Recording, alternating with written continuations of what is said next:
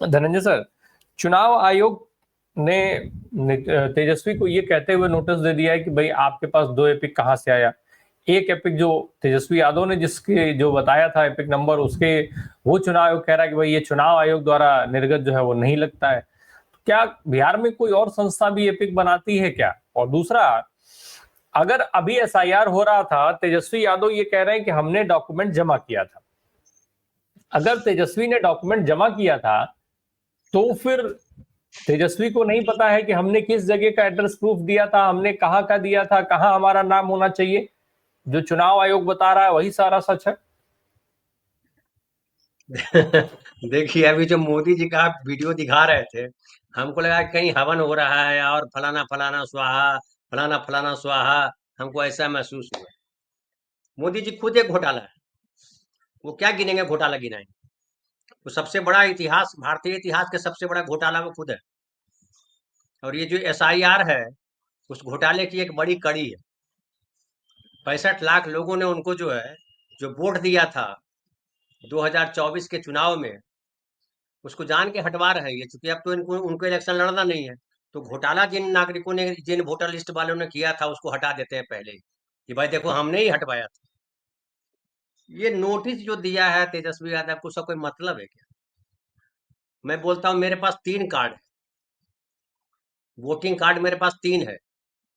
एक भी काम का नहीं है। एक बार जब पहली बार वोटिंग कार्ड बना था तब मुझे मिला था। फिर एक बार और मुझे वोटिंग कार्ड दिया, उसको कैंसिल करके दूसरा वोटिंग कार्ड दिया।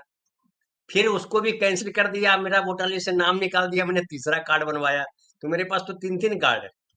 अब क्या कीजिएगा? मुझे भी नोटिस भेज करके पकड़ के ले जाइए, बंद कर दीजिए डिटेंशन सेंटर में। यही कीजिएगा, इससे आगे तो कुछ कीजिएगा नहीं। अब बांग्ला भाषियों को जो है बता रहे हैं कि बांग्लादेशी पकड़ लिया, देखो हमने। देखिए ये क्या है, इनका दीन ईमान सब खराब है। मनुष्यता नाम की चीज इनके भीतर बची नहीं। मनुष्य के नाम पर कलंक है। इनको नीति नियम से कोई लेना देना नहीं है। कोई तर्क, कोई नैतिकता, कुछ नहीं, किसी से लेना देना नहीं। इनको लेना देना है, पागलपन सवार है इनके ऊपर। जो मैं चाहूंगा वही करूंगा। मैं चाहूंगा ताली बजवाऊंगा, देश ताली बजाएगा।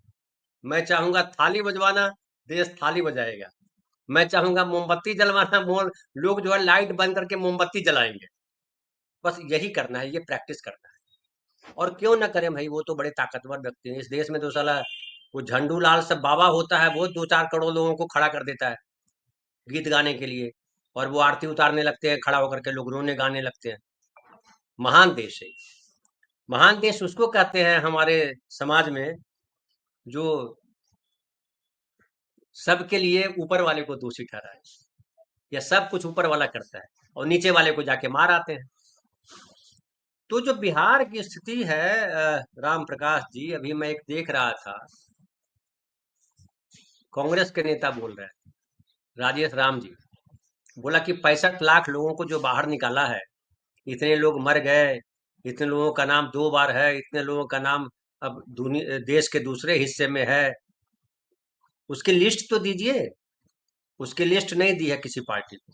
वेबसाइट पे भी कह रहे हैं वो कि उसका कोई जिक्र नहीं है वेबसाइट पे कि कौन कौन लोग। तेजस्वी ने जो प्रेस कॉन्फ्रेंस किया था उसमें भी उसने कहा था कि ईपिक नंबर सबका दीजिए, किस किस आदमी को मरा हुआ बता रहे हैं उसका ईपिक नंबर वहां लगाइए। भाई जब 7.25 करोड़ लोगों का ईपिक नंबर आप लगा सकते हैं, तो 65 लाख लोगों का ईपिक नंबर लगाने में क्या दिक्कत है? पता लग जाएगा कौन ईपिक नंबर सही है, कौन ईपिक नंबर नहीं है। अब ये सवाल बहुत पुराना हो गया है, जवाब हम लोग देते देते थक गए हैं। सुप्रीम कोर्ट को पता नहीं क्या जवाब मिलेगा, क्या वो सुनती है। लेकिन हम लोग बोल बोल के थक गए हैं कि भैया किस आधार पे आप कल देखिए, कल रात में प्रफुल्ल भाई थे, शाम में हम लोग इसी पे झगड़ा कर रहे थे सब मिलकर के, कि हमने कहा कि स्पेशल इंटेंसिव रिवीजन का क्या मतलब है, क्यों करना पड़ा। जैसे एक एग्जांपल देता हूँ कि इलाहाबाद में भी बाढ़ आ गई, सबके घर में पानी भर गया। जिसके घर में 8 फीट 6 फीट पानी भर गया, जब पानी उतरेगा वो गहन सफाई कर सकता है कि भैया पूरा चौपट हो गया, अब गहन सफाई करना पड़ेगा। लेकिन जिसके घर में पानी नहीं आया, बारिश हुई और पानी निकल गया, वो काहे के सफाई करेगा भाई?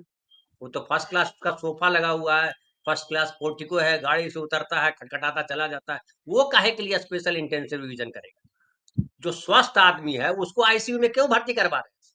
जो बीमार है, अपने पैर से चल नहीं पा रहा है, उसको आईसीयू में भर्ती कराइए। सांस लेने में दिक्कत हो रही है, आईसीयू में भर्ती कराइए। अब जो ये कह रहे हैं, देखिए ये जो रिवीजन की प्रक्रिया है, वोटिंग लिस्ट बनाने की प्रक्रिया है, वो निरंतर प्रक्रिया है। हर दिन लोग मरते हैं, हर दिन लोग 18 साल से ऊपर के होते हैं। ऐसा नहीं कि अब जो है 30 सितंबर को जो फाइनल लिस्ट आएगी, अब इसके बाद जब तक चुनाव नहीं होगा कोई मरेगा नहीं, और न कोई 18 साल से ऊपर का होगा। ऐसा है क्या? रोक देगी चुनाव आयोग के कहने से भगवान वहां सिस्टम रोक देंगे क्या कि अब नहीं होगा? तो ये प्योर कैसे है? फिर अब बात आती है कि अभी कई खबरें आ रही हैं कि जो मर गए लोग उनका भी वोटर लिस्ट में नाम है। अब कलेक्टर साहब अपने तरीके से उसको ठीक कर रहे हैं, बीएलओ को सस्पेंड करेंगे, कुछ एसडीओ बीडीओ सस्पेंड होगा। बीएलओ और बीडीओ को सस्पेंड करके इस देश में न्याय व्यवस्था स्थापित हो जाएगी, कानून व्यवस्था का राज आ जाएगा। जो निचले कर्मचारी होते हैं, आप देखिएगा करप्शन करते समय वही पकड़े जाते हैं खाली। कभी सुना आपने कि किसी कोई कलेक्टर पकड़ा गया, कोई कमिश्नर पकड़ा गया घूस लेते हुए? कोई मंत्री पकड़ा गया, प्रधानमंत्री घूस लेते पकड़ा गया होगा? नरसिम्हा राव के बारे में हल्ला हुआ था, कहाँ पकड़े गए? कुछ नहीं हुआ।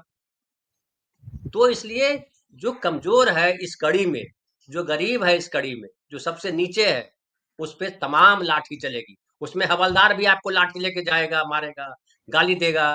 गुंडा, लोकल टपोरी गुंडा भी आकर के गलियाएगा, लतियाएगा आपको। इस देश की महानता यही है, हम्म। आपको कोई भी आके मार सकता है।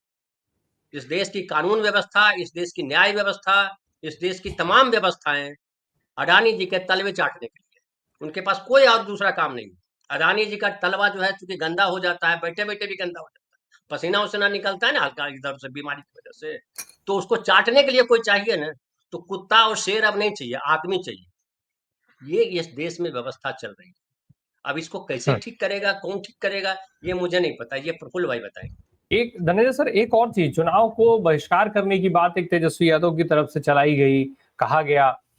सवाल ये उठता है कि भाई तेजस्वी यादव तो चलिए मान लीजिए बिहार में इलेक्शन है उसका बहिष्कार कर सकते हैं, लेकिन क्या कांग्रेस के लिए ये चीजें आसान होंगी? क्योंकि कांग्रेस को अभी इसके बाद पश्चिम बंगाल में, पंजाब में चुनाव लड़ना है, पश्चिम बंगाल में चुनाव लड़ना है, भाई स्टेट्स में भी चुनाव लड़ना है। तो अब कांग्रेस ये तो नहीं कह सकती कि भाई भाजपा बिहार में गलत कर रही है, पश्चिम बंगाल में ठीक कर रही है, पंजाब में ठीक कर रही है। अगर बिहार में कांग्रेस भागती है चुनाव से या बहिष्कार करती है, भागना कहना ठीक नहीं है, अगर उनको ये लगता है कि भाई बेईमानी हो रही है, सरकार बेईमानी कर रही है, चुनाव आयोग बेईमानी कर रही है, कर रहा है, तो ऐसे में चुनाव बहिष्कार कर दिया जाए। कांग्रेस के लिए तो ये आसान नहीं है, तेजस्वी यादव के लिए आसान हो सकता है। ऐसे में कांग्रेस क्या करेगी अगर बहिष्कार करने जैसी चीजें हों? और बहिष्कार कितना सही कदम होगा? क्यों? क्योंकि लोजपा कह रही है हम अलग चुनाव लड़ेंगे, प्रशांत किशोर की पार्टी चुनाव लड़ेगी, आम आदमी पार्टी चुनाव लड़ेगी। वही हाल पंजाब में है, वही हाल पश्चिम बंगाल में है। देखिए, अब कौन सलाहकार है तेजस्वी यादव का मुझे नहीं पता, लेकिन जो भी है मूर्ख है। उसको कुछ नहीं, राजनीति के बारे में पता नहीं है, जीवन के बारे में भी पता नहीं। बहिष्कार का मतलब क्या होता है? बहिष्कार हम करते हैं, समझिए विदेशी कपड़ों का बहिष्कार किया गया, समझिए कि विदेशी सत्ता का बहिष्कार किया गया। क्यों किया गया? ऐसा थोड़े गांधी जी ने कहा कि एक काम करो कि हम अंग्रेज यहाँ है इसलिए इस देश को छोड़ के चलते हैं, जापान चलते हैं, ऐसा कहा गांधी ने क्या? क्या भारत में नहीं रहेंगे हम लोग? बहिष्कार करते हैं, भारत के नागरिक सब चलो हम जापान की तरफ कूच करते हैं, ऐसा कहा? नहीं कहा। आप जब बहिष्कार करोगे तो जिसकी वजह से बहिष्कार करोगे उस पर क्या असर पड़ेगा ये भी आपको सोचना पड़ेगा। तो आप अगर बहिष्कार कर दोगे तो उससे क्या फर्क पड़ता है? आप अकेले पार्टी हो कि 4 ही पार्टी है देश में? 800 से ज्यादा पार्टियां हैं, तो बहिष्कार कर दो, गीत गाते रहो बाहर बैठ करके। मूल सवाल है कि आपको लड़ना है, बहिष्कार नहीं करना है। आपको अब मैं घर में रह रहा हूँ, मेरा भाई से झगड़ा हो जाए, मैं बोलूंगा इस घर का बहिष्कार करता हूँ, पिताजी की संपत्ति का बहिष्कार करता हूँ, तो बहिष्कार हो जाएगा, आप बहिष्कृत हो जाओगे, आप घर से निकल जाओगे। तो ये जो आइडिया दे रहा है फ्लॉप आइडिया है, कोई मतलब नहीं है उसका। जो भी बोल रहा है बकवास बोल रहा है। कांग्रेस पार्टी ये सब काम नहीं करने वाली। कांग्रेस पार्टी को पता है कि लड़ना पड़ेगा। राहुल गांधी ने जो नारा दिया था, डरो मत लड़ो, वही जो है सूत्र है, मूल वाक्य है, करो या मरो, वही गांधी जी का है। जो करो या मरो, डरो नहीं लड़ो जो नहीं कहेगा, चलो भाग चलते हैं, तो उनके लिए कोई जगह नहीं है। बाकी जो प्रफुल्ल भाई ने कहा कि 100 साल मुंह नहीं दिखाएंगे, इनका मुंह है क्या? आंखों में शर्म है क्या इनके किसी के पास? एक कोई अच्छा सा पन्ना इनके लिए लिख करके बताइए कि इतिहास में एक अच्छा पन्ना इनके लिए लिखा है। कुछ नहीं है इनके पास, न मुंह दिखाने के लिए है, न कुछ और दिखाने के लिए। दिखाने के लिए अगर कुछ है तो पीठ वो भी पता नहीं कौन रहता है, पता नहीं चलता है।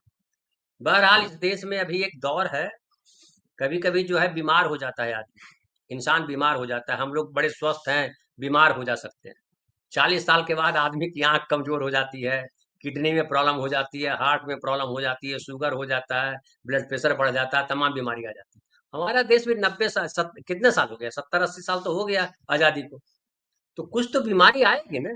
तो बीमारी के समय तो बीमारी दिखाई पड़ेगी, बीमारी दिख रही है कि जो है मुस्लिम प्रिंसिपल को हटाना हो तो जो है पानी के स्कूल के पानी के टंकी में जहर डाल दो, ये मर जाएंगे बच्चे और ये प्रिंसिपल हट जाएगा। ये जो बीमारी है ये कहाँ से आई?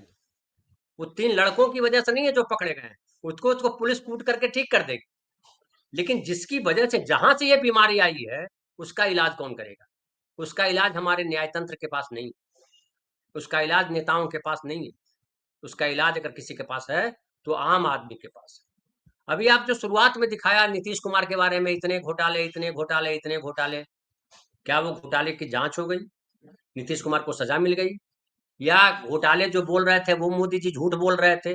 कोई एक तो झूठ है ना। या तो मोदी जी जिन घोटालों की बात कर रहे थे वो झूठ है, या मोदी जी घोटालों वाले आदमी के साथ लेकर के कह रहे हैं कि नहीं हम बड़ा पवित्र है, वो झूठ है। कोई तो झूठ है।